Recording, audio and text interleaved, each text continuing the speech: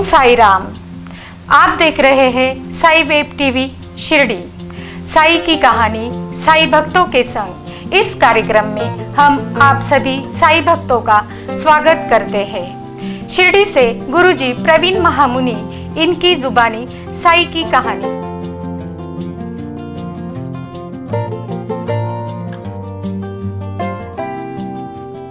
श्री सच्चिदानंद सद्गुरु साईनाथ महाराज की जय। ओम साई राम।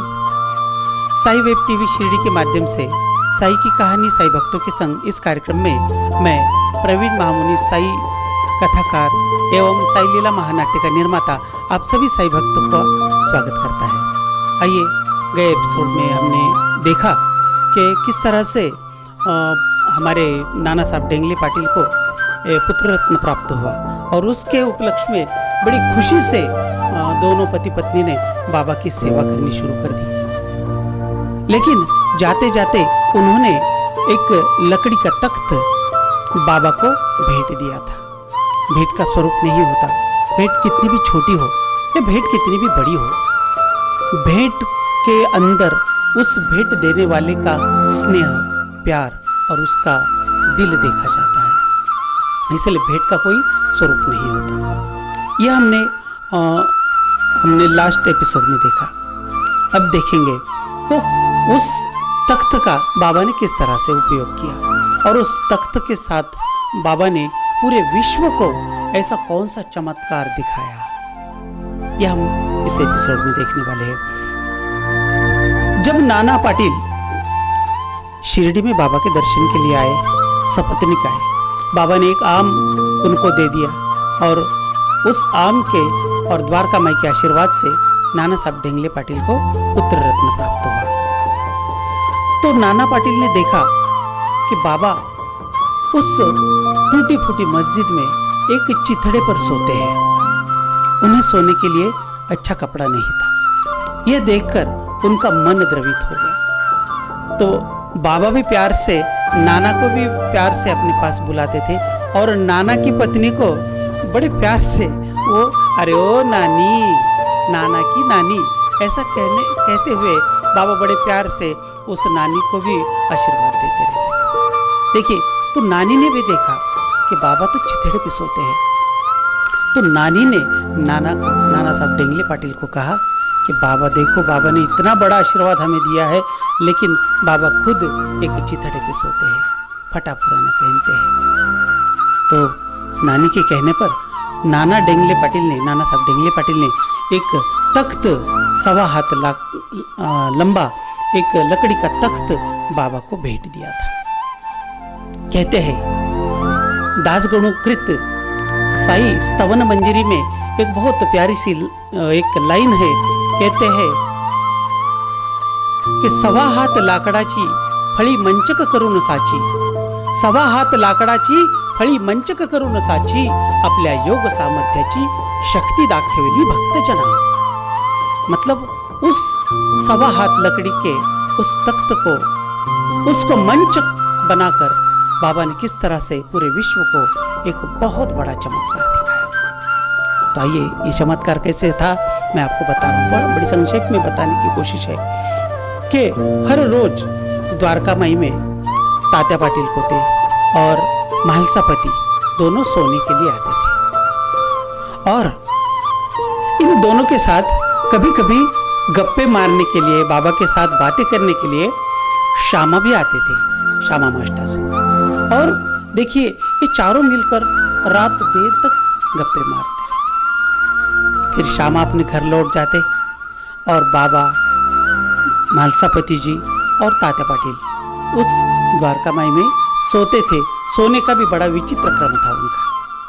एक दूसरे के पैर को पैर लगाकर टेढ़े टेढ़े करके सोते थे।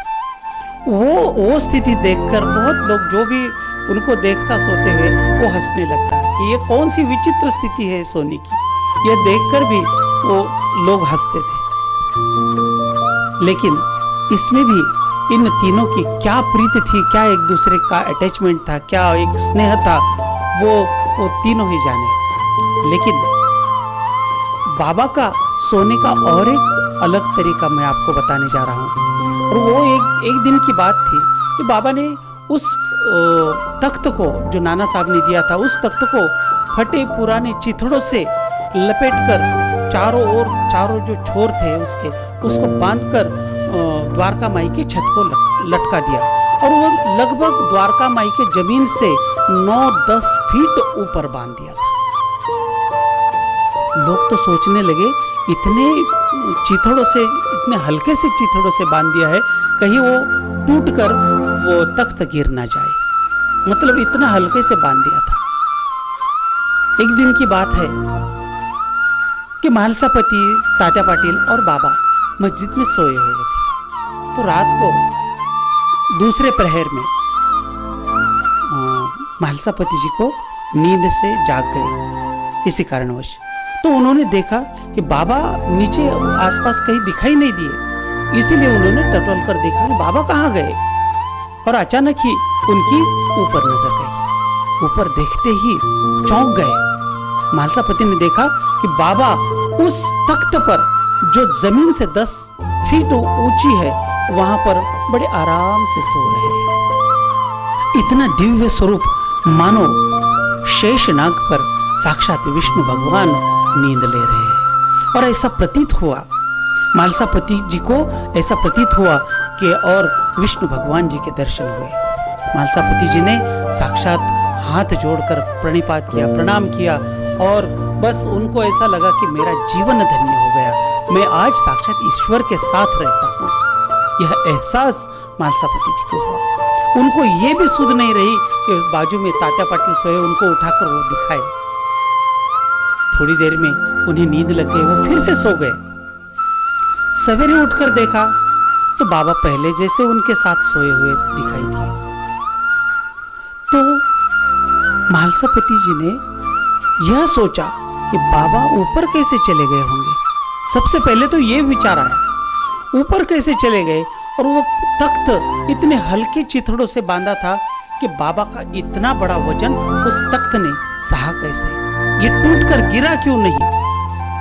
क्योंकि बाबा पहलवान थे, पहले ही बताया है। और इतने बड़े बाबा उस हल्के से तख्त पर, जिसको एकदम हल्के से डोरी से चिथड़ों से बाबा ने ऊपर बांध दिया था 10 फीट, टूटकर कैसे नहीं गया। और ये भी पता नहीं चला कि वो 4 दीपक किसने लगाए, उसका प्रकाश इतना दैदीप्यमान प्रकाश कैसे था। और बाबा ने साक्षात मुझे ईश्वर स्वरूप किस तरह से मुझे स्वरूप दिखाया। देखिए, ये सारी पहेलियां थी। महालसापति किसी को बता भी नहीं सक रहे थे कि ऐसा कैसे हो सकता है। और फिर ऊपर से बाबा उतरे कैसे और कब उतरे, ये भी तो किसी को पता नहीं। वहां पर चढ़े कैसे, ये भी किसी को पता नहीं। और कब उतरे, ये भी किसी ने नहीं देखा था। और यह क्रम लगभग हर वक्त, हर टाइम होने लगा। हर रात को लगभग बाबा उस तख्त पर शयन करने के लिए चले जाते, और हर सुबह सवेरे बाबा उस तख्त से नीचे उतर कर आते थे। लेकिन उनका शयन करते वक्त ऊपर जाना और शयन होने के बाद नीचे उतरना आज तक किसी ने नहीं देखा। पूरे शिरडी के लोग देखने के लिए आते थे, लेकिन अभी तक किसी ने उनको शयन करते हुए उस तख्त पर चढ़ते हुए किसी ने नहीं देखा, और उस तख्त से नीचे उतरते हुए किसी ने नहीं देखा। यह बहुत बड़ा चमत्कार है, और इसे कहते हैं, यह कोई चमत्कार नहीं है, यह चमत्कार हो ही नहीं सकता, क्योंकि यह है बाबा का असाधारण व्यक्तित्व, असाधारण उनकी यौगिक विद्या। इस यौगिक विद्या में बाबा का शरीर इतना हल्का होता था, इतना शरीर हल्का होता था, मानो फूंक मारने के बाद भी वो शरीर अपने आप ही हवा के झोंके के साथ उड़कर वहां पर तख्त पर जाकर बैठ जाते थे बाबा। और उसी हल्के स्वरूप में ही बाबा नीचे आते थे। आपने देखा होगा कि रामायण में इस पृथ्वी के पाताल लोक में हनुमान जी ने प्रवेश किया था और अहिरावण और महिरावण का वध किया था। उस वक्त भी पवन पुत्र हनुमान जी ने एकदम सूक्ष्म रूप धारण किया था। यही प्रतीत होता है कि बाबा भी अपने सूक्ष्म रूप से उस तख्त पर चले जाते हैं और उसी सूक्ष्म रूप में बाबा नीचे आते हैं। इसलिए कोई साधारण व्यक्ति तो बाबा को देख ही नहीं पाता था। देखिए इतना सुंदर चमत्कार है ये कि बाजू में हर रोज उनके साथ शयन करने वाले ना मालसापति को पता था, ना तात्या पाटिल कोते को पता था कि बाबा किस तरह से ऊपर जाते हैं और किस तरह से नीचे आते हैं। ये बाबा की अपरंपार लीला है। भक्त वत्सल बाबा किस हेतु ऊपर जाते हैं? तो बाबा इसलिए जाते थे कि आए दिन कहीं ना कहीं विपदा, पीड़ाएं, दुख, दर्द जो चल रहा है उससे निजात पाने के लिए, उसे ठीक करने के लिए बाबा अपनी योगिक क्रिया करने के लिए उस शयन कक्ष में यानी उस तख्त पर चले जाते हैं और अपने भक्तों के सब संकट अपनी झोली में लेते थे। यही तो कारण था कि हर एक मोह माया से बाबा परे होकर उस तख्त पर जाते थे। यही क्रिया करते वक्त कोई ना देखे इसलिए बाबा अति सूक्ष्म रूप धारण करते थे।